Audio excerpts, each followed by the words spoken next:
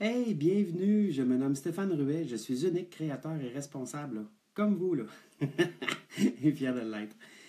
Aujourd'hui, j'ai un sujet un petit peu plus lourd à partager avec vous. Le sujet, c'est la haine. Haïr quelqu'un.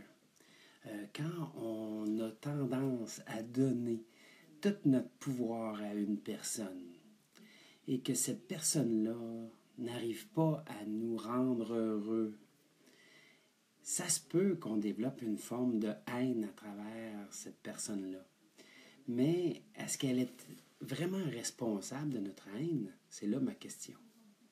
Alors, quand on comprend le monde de la dualité, la dualité, quand on parle du chaud, du froid, du bien, du mal, poussée, pression, souffrance, guérison, attente, déception, nommez-les, la dualité. Quand on comprend aussi que amour et haine vont aussi ensemble.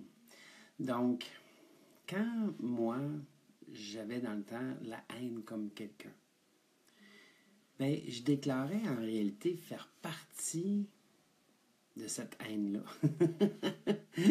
Donc, aussitôt que je me considère comme ah, oh, cette personne-là, je l'haïs tellement, ben, je déclare faire partie du problème. Automatiquement, c'est plus juste la personne que j'haïs qui est le problème quand on comprend ça de cette façon-là. Donc, dans la dualité, si j'accueille la haine, j'accueille l'amour, mais si je repousse la personne parce que je la hais, mais je repousse aussi l'amour qui est en moi. Donc, haïr quelqu'un, ça donne rien. Ça donne absolument rien. Euh, on fait juste amplifier les choses. Et admettons, là, entre vous et moi, pardon. Si je me mets à haïr une personne, mais je la hais, là, jusqu'à la fin de mes jours, là, c'est qui en paye le prix, en réalité? C'est-tu la personne que je hais ou moi-même? C'est ce que j'ai compris.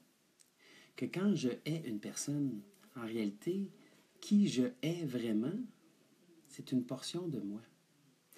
Quand, au niveau de mon mental, il y a quelque chose depuis que je suis jeune, je donne un exemple très, très vite, là. C'est un exemple, là, c'est pas réel, là, mais si moi, quand j'étais jeune, je décidais de faire le clown, ok, je m'amusais, et que mon père aurait décidé que lui, dans sa jeunesse, il n'avait pas le droit de faire le clown, donc moi, j'aurais pas le droit, et qu'il me réprimandait à chaque fois que je faisais le clown, bien, automatiquement, j'aurais comme caché ce clown-là en moi, puis je me serais plus permis de le voir parce que j'avais pas le droit, ok?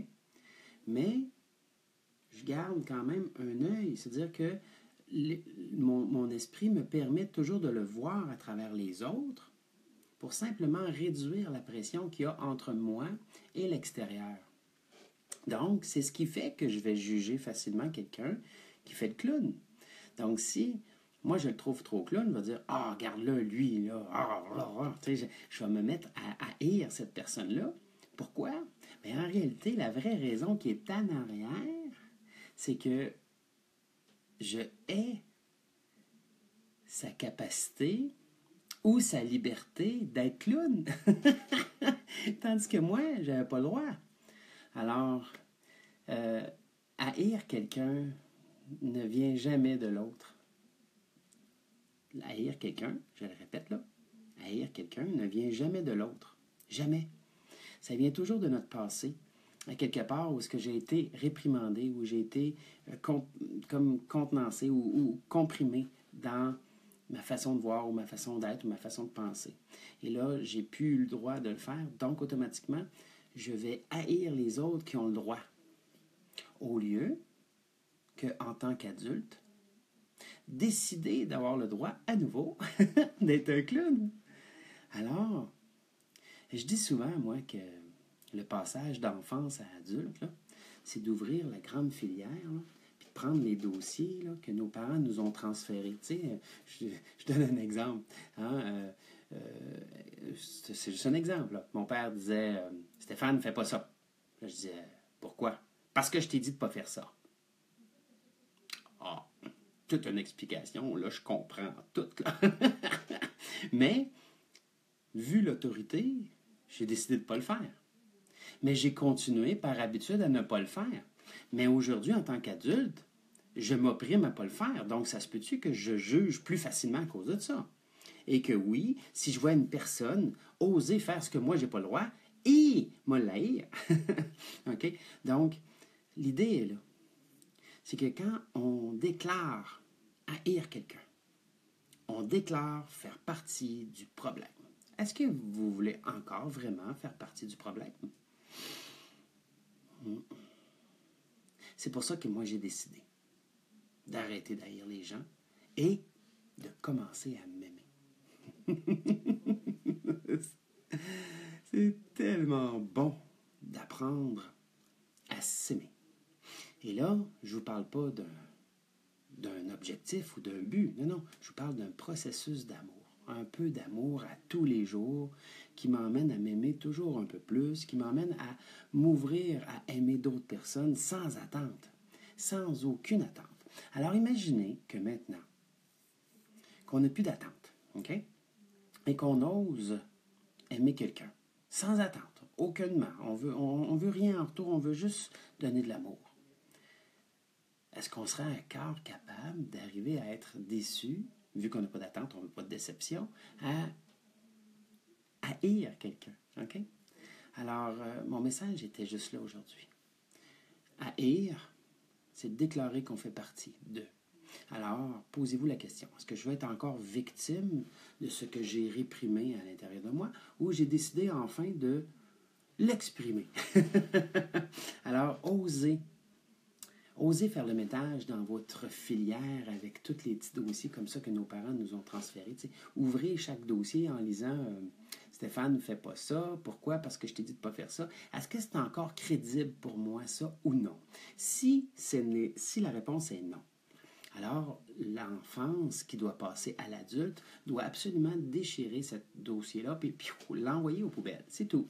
Et là, on fait le ménage comme ça dans toutes les filières qu'on a reçues.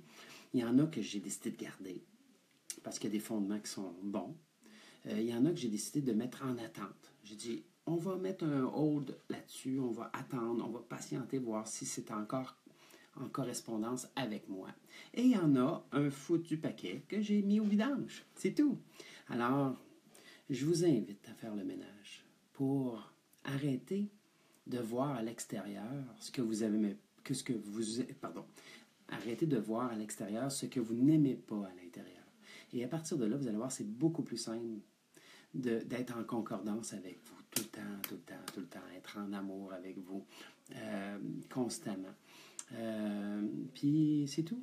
Alors, je vous souhaite une excellente et belle journée, puis je vous aime.